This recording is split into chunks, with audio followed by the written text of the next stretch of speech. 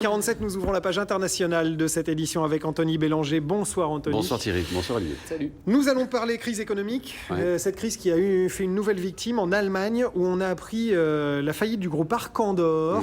Plus exactement, Arkandor annonce le dépôt de bilan d'un de ses emblèmes et donc ce sont 43 000 emplois qui sont directement menacés. Bon, en même temps, des faillites retentissantes depuis le début de la crise, il y en a un peu partout dans le monde régulièrement. Pourquoi vous êtes-vous arrêté, vous, à Courrier International, sur celle-ci en particulier ? Mais parce que Arkandor, c'est pas seulement un groupe comme ça de distribution, ce sont les magasins Karstadt. Les magasins Karstadt, pour vous donner, c'est le cœur battant de l'Allemagne. C'est d'une certaine manière, plus qu'une chaîne de magasins, c'est vraiment une certaine idée de l'Allemagne. Je vais vous donner un petit exemple. Karstadt, ça a été créé en 1881, déjà pour commencer. Ensuite, c'est une chaîne de magasins qui est installée absolument dans tous les coins d'Allemagne, surtout dans toutes ces villes, vous savez, de 30 à 50 000 habitants, qui sont, en fond, le cœur, le tissu urbain de toute l'Allemagne. C'est le cœur battant de l'Allemagne, c'est cette Allemagne qui est faite de PME, qui est très provinciale, qui est très bourgeoise, qui est très mesurée. C'est aussi les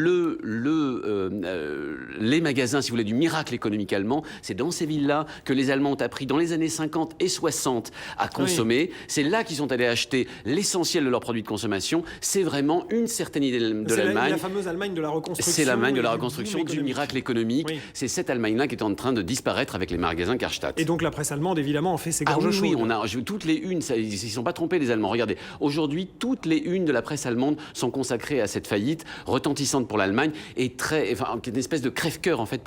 Et là, d'ailleurs, on vous a mis souvent des journaux provinciaux. C'est vraiment un crève-cœur pour toute l'Allemagne. Alors, on a vu effectivement sur la une du Bild, par exemple, le nom de Karstadt et puis le nom de Gvelle, qui s'écrit Kell donc, et qui est la version qui est une branche Suisses, on va dire, 3 Suisses, Redoute. vente par correspondance. Tout à fait. VPC. Pourquoi, si c'est un emblème, si c'est si important pour l'Allemagne, non seulement en termes économiques, mais surtout en termes d'image et de symbole, j'allais dire, pourquoi est-ce que le gouvernement d'Angela Merkel ne s'est pas précipité à sa rescousse? Alors ça, c'est intéressant. Il y a une raison officielle qui est qu'évidemment, les ennuis de Karstadt et de ce groupe avaient commencé avant la crise. Et la raison officieuse, c'est que les Allemands, tout simplement, étaient contre l'idée que le gouvernement renfloue une chaîne commerciale. Alors, c'est ça qui est très paradoxal. D'un côté, les Allemands aiment ces magasins, ils sont très nostalgiques de cette Allemagne miraculeuse des années 50 et 60. Bon, mais par ailleurs, le problème, c'est qu'ils ne vont plus dans ces magasins-là. Le modèle économique des magasins Karstadt, c'est très simple. C'est donc des magasins moyens, dans des villes moyennes, où on trouve de tout, depuis la layette, on va dire, jusqu'à la machine à laver. C'est des magasins qui ne servent plus à grand-chose aujourd'hui. C'est plus le modèle économique. Donc, l'Allemand moyen était attaché au symbole, mais il n'aurait pas ouvert son porte-monnaie pour le sauver. Et il ne le faisait plus. Et donc, il y avait vraiment un problème financier. Aujourd'hui, clairement, qu'est-ce qu'on fait? On va sur Internet ou tout simplement on va dans les magasins spécialisés. On ne va plus chez Karstadt. Donc, rien à voir, par exemple, avec Opel. Alors ça, c'est très intéressant. Parce que c'est vrai que Opel a été sauvé par le gouvernement allemand et pour d'autres raisons. Quand on pose la question aux Allemands, ils vous disent « Ah oui, mais Opel, c'est l'industrie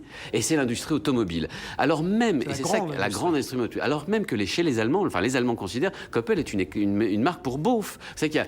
Mais oui, il y a les bonnes marques, ce sont Mercedes et BMW. Il y a un dicton en Allemagne qui dit « Chaque loser a son Opel ». C'est vraiment ça. C'est un dicton du quotidien. Ouais. L'industrie, c'est le cœur de ce que les Allemands pensent être l'économie vertueuse. Autrement dit, l'industrie, on la sauve, mais pas le commerce qui n'a jamais eu ce statut. Et au fond, Karstadt, malgré tout, reste une entreprise de commerce. Autrement dit, on met des milliards où on trouve une solution pour Opel et ses 25 000 emplois, parce que c'est de l'industrie et de l'industrie automobile, mais on ne trouve pas de solution et on laisse entrer en faillite des entreprises comme Karstadt, malgré leurs 43 000 emplois. C'est-à-dire presque le double quand même. Presque le double, tout à fait. Merci beaucoup Anthony Bélanger, il est 22h51.